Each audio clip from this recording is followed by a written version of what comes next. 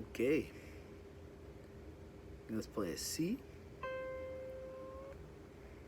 and give it that kind of a little tug.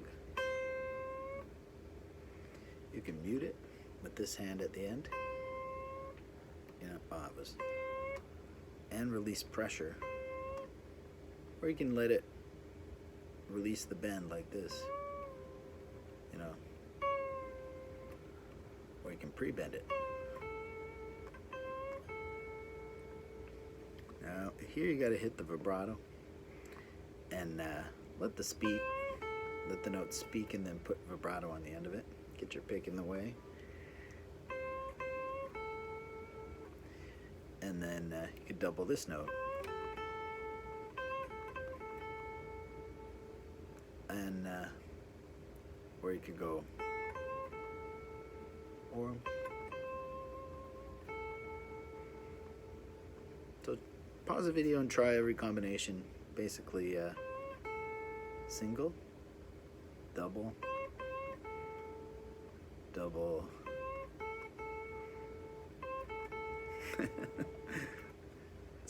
They're not all as good as each other.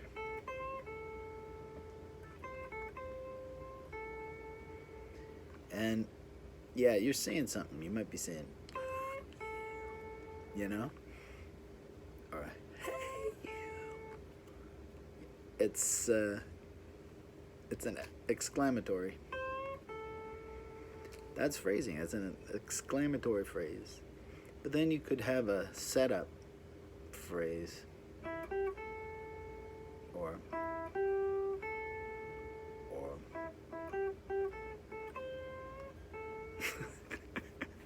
so that's the E and the G, and then A.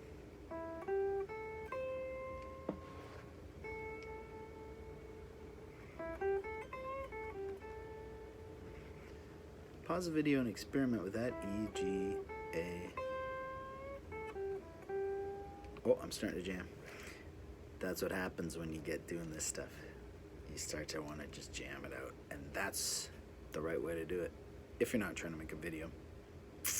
And, or a guided practice, which this is a guided practice. And if you like guided practice, please subscribe to the channel. Okay, so I was doing the setup. Now the thing is, that's a phrase. It's got a setup and a punchline. Think like that, and it could be, that is two notes here and then a note there, and then that could be on this string.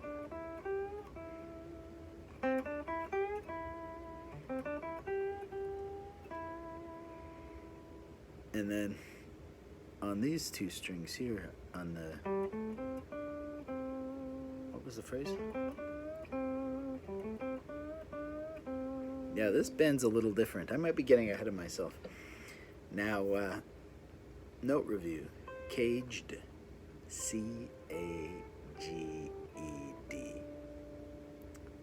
Caged, C-A-G-E-D. And then C-A-G-E-D. And then C-A. Caged, ka. Whoa. Something just fell over there.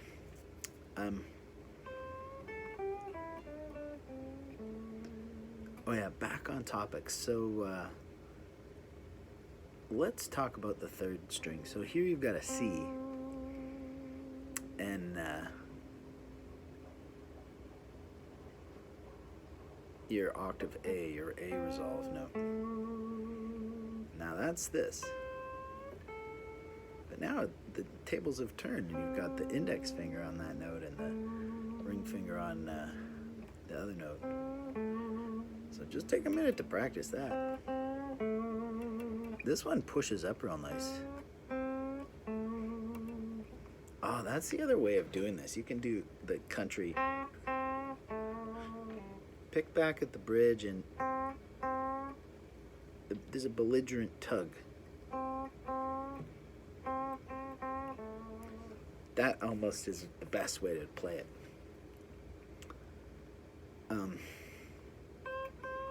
It's up there, but it's more pronounced here when you're honking.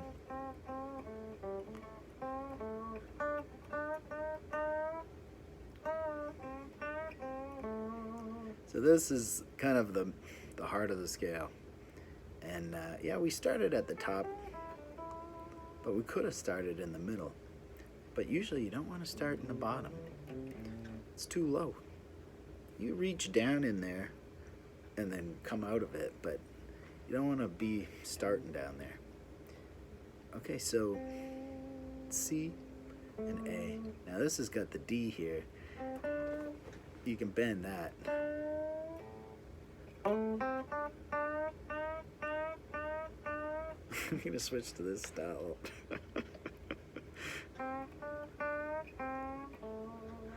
And it's going to be fun. I'm going to do it in character. So you're bending this a little higher. You got to get to this note. And you can bend it flat. And that's good too. But that's the same as that note. Oh, there's a can of worms. But anyway.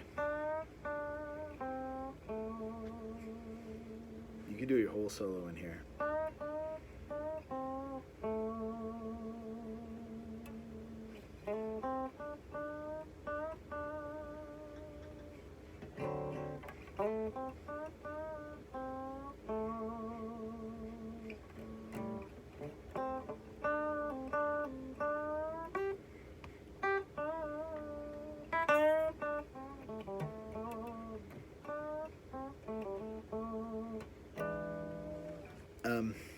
It's a real, just, anything sounds good in here. It's just, here's another standard.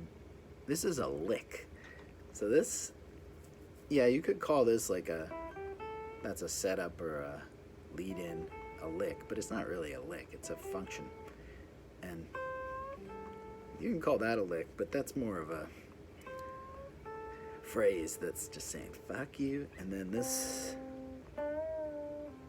is like a lick, and a lick to me is more flexible. Like you can use it however you want, but it's a melody, a repeated melodic figure that comes from a tradition or from a person. A famous guy has got a famous lick, and this is, who knows who started it, but everybody uses it. So you're kind of going, you're bending that note, not a tune, bend it in tune. You bend it, release it, pull off.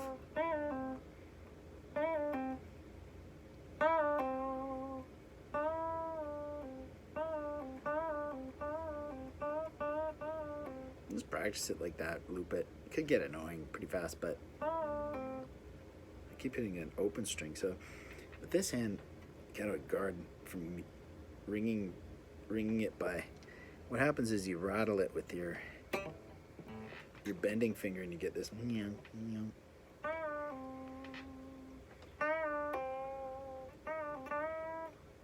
Then there, what I done was go bend up, release, pull off, and then a bend at the end.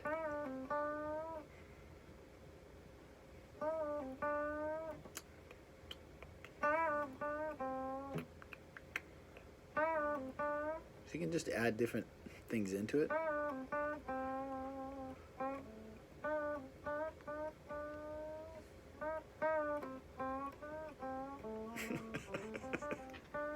That might be, I added too much maybe.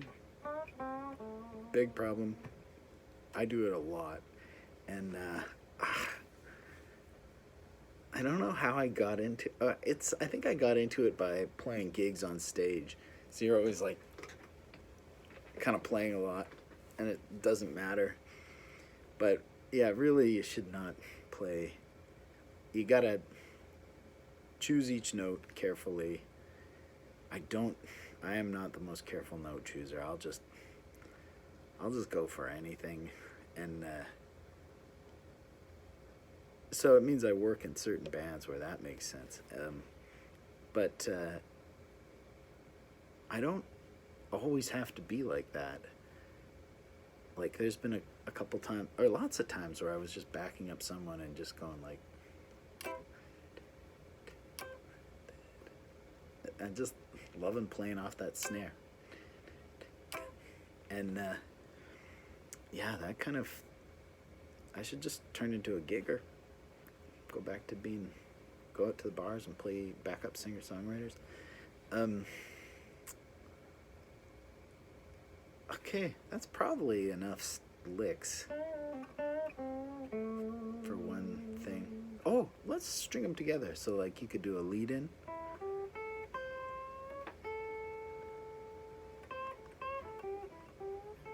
Oh, we didn't talk about, here's an interesting one. Okay, forget about that. I'm gonna show you. So, you know this bend where you're going like that? That's the same note as this. So I'm playing the 5th fret of the 2nd string and bending this note.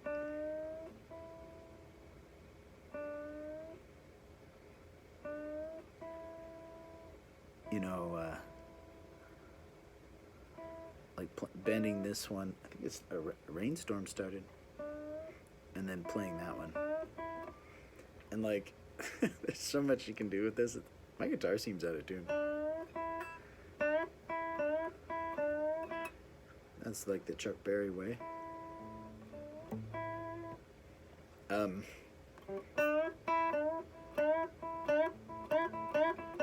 But you could also just go like, I'm big time out of tune. Oh yeah. I'm bending on a Gibson, or I'm bending on an Epiphone.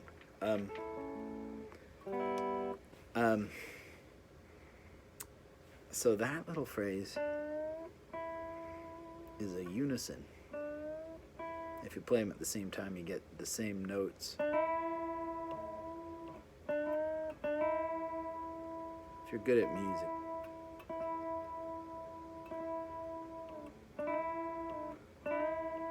So I'm overshooting it. I didn't realize how crappy I was at this. I'm putting it on the practice roster.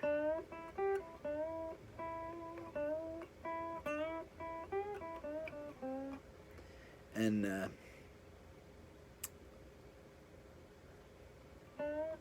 oh, here's a real nice one you're gonna like. So you do the unison, and then you use that same finger to play those 2 notes.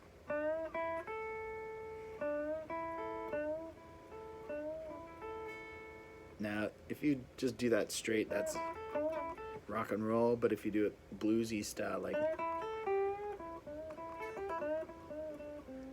it's bluesy, you know, it's just like, and like all the bands use it. So just try a single. You notice, I think I'm muting with the side of my thumb here too.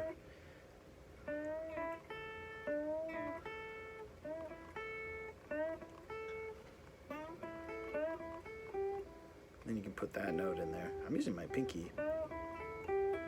Probably most people use ring.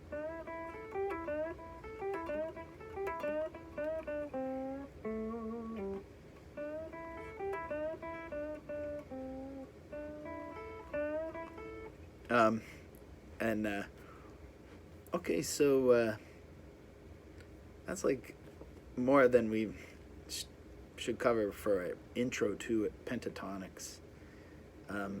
But just generally, that's an A, so if a person's playing kind of an A, this will kind of fit with it. And it, depending on the type, like this is where it depends on the type of song.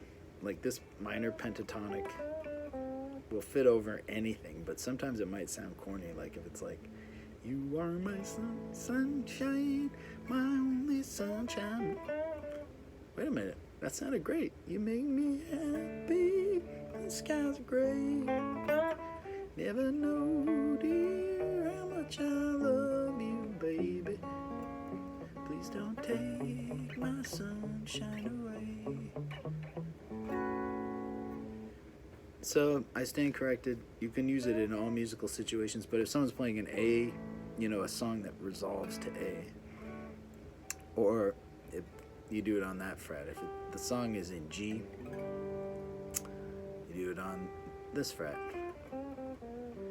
And yet, of course, sometimes it's hard to know exactly what key you're in, and that's where trial and error comes in. Try it on G. Then like, oh, let's try it on E. Like, like E, E flat, D.